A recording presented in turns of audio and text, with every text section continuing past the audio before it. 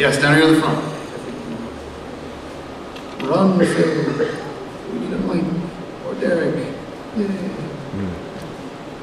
Yes? At this point in the game, can you like zoom out and see the person that you're inside of, like what they look like? The question was, at any point in the game, do you get to like zoom out of the body and see who you may be inside? The answer to that is no. We actually did have an idea for that. It was kind of funny, like having this whole menu scene with like this operating room, and then you'd like fly into the body when you started the new game. But alas, with hurdles and time constraints, that did not make it.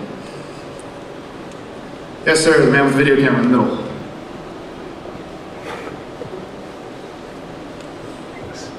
I'm just curious, when you have one of those enemies explode and all the pieces go all over the screen, is that actually part of the artificial intelligence environment, or what part of the programming is that? Is that like a random, how does that fit into the program? Yes, the question was, how does the bits and pieces of enemies that fly off when they die, how does that fit into the programming? Is that AI, is that effects? That is actually part of our effects system. We can play those pieces flying away at we can play them at a location that we need to. So we will just, when the enemy dies, we will have random various bits and pieces be spawned at that position, and then they will fly off in random directions and look all sorts of cool. Yes, sir, down in front. You guys briefly mentioned that you were going for an educational game. What was that design like, and why did you change? The question was, he remembers that our game was at once going to be educational, but why is it not at this point? The answer to that is because in our attempts to make our game better and through persevering through several of the hurdles that we had, we found that it was better time spent to actually make our game fun and find the core of it and make it a really fun to play game, and education just kind of fell by the wayside. Which, if we had, as any developer would say, if we had more time, we wish we could have put it in, but alas, we could not.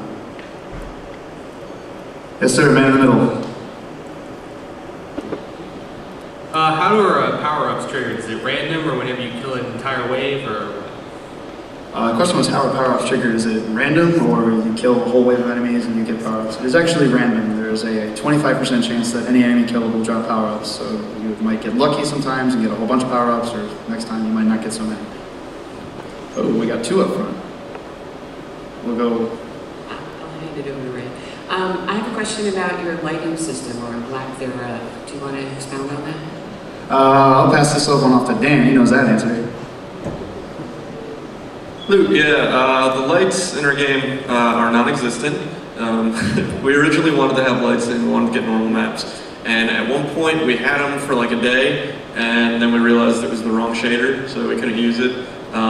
Got rid of them, but we got some really talented artists who were able to do a lot of hand-painted light detail. So there was still some kind of lighting, but you know, it wasn't actually dynamic or anything. Okay, and I'm gonna get back to Ty. Thank you very much, Dan. I don't know how you yeah, go for it. Hey guys, the game looks great. It looks like a lot of fun. But I'm wondering, in the aftermath, and when you guys were trying to debug it, what were the weirdest things you came across in the debugging process? The question was, what are some of the things we came across in our debugging process as we were playing our game and trying to fix the numerous bugs that showed up? Probably our favorite one that we found was there were times when you'd be playing through the level and shooting enemies, and they would sometimes spawn power-ups, but then other times they would spawn a tapeworm. So you would have, you'd just be flying through the level, killing enemies, and then all of a sudden the tapeworm would appear. So it's just like you'd have a little mini boss fight as you flew past them. It was quite frightening numerous times. The first time it happened, it was just playing through it. It's like, it's a tapeworm. He's not supposed to be there. So that was probably our worst and funniest bug that we had. Any more questions? Do we have time for a couple more? Okay, cool. Yeah, any more? Over there. For your audio, I was wondering, is it dynamic? Like when you get into a battle, does the audio pick up pace, or does it all stay the same throughout the whole game? The question was, is the audio dynamic, such as do we play, when we enter a battle, do we play more intense music, or do we change the music on the fly?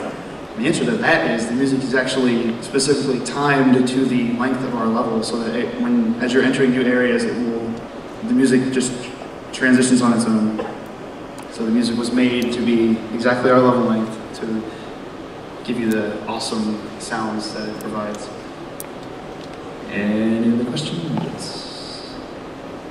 Let's see a couple over here. There's one. Run, Derek, run!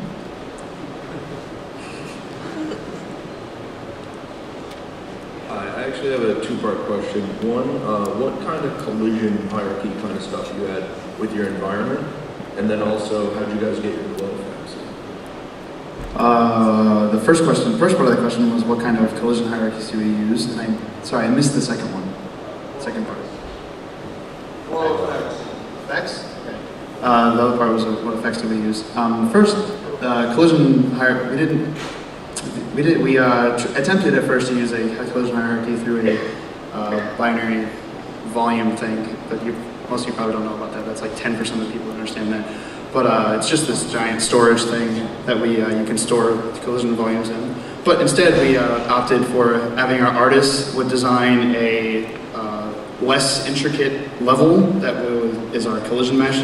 It's not visible, but it will conform exactly to the level, and they were able to make it as tight-fitting or as loose-fitting as they wanted it to be. And the second part of the question, the effects part, we have a combination of two-dimensional effects as well as three-dimensional effects, which the 2D effects are used a lot for the various attacks or different, like the ship thruster, the muzzle flash for the gun, because that was able to be billboarded so that it was always facing the camera and you could always see it. And we also have the 3D effects. We have one of our 3D effects actually is this like pus spew that comes out of one of our other spawn points. It just like kind of explodes out and trickles down. That was one of our nicer ones, as well as I believe is the ship death a 3D one or is that 2D? Yes, the ship death is 3D as well as the nuke. So it has a 3D geometry that expands and makes it look all pretty. Any other questions? We have time for more? We have time for 2 more questions. Hopefully we can fill that. One more over there. Steve Day, it's your question.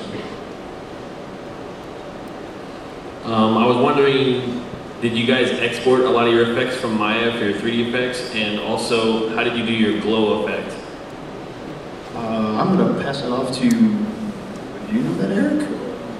Eric would know that, our effects guy. Pass it off to him. Thank you, Tyler. Our effects exporting was done in Maya.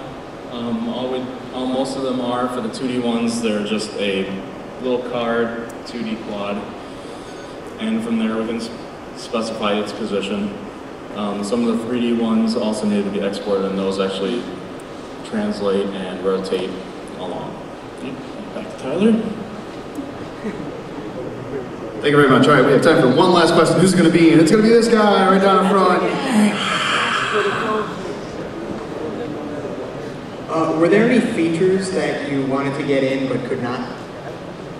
Question was, were there any features that we wanted to get in but did not?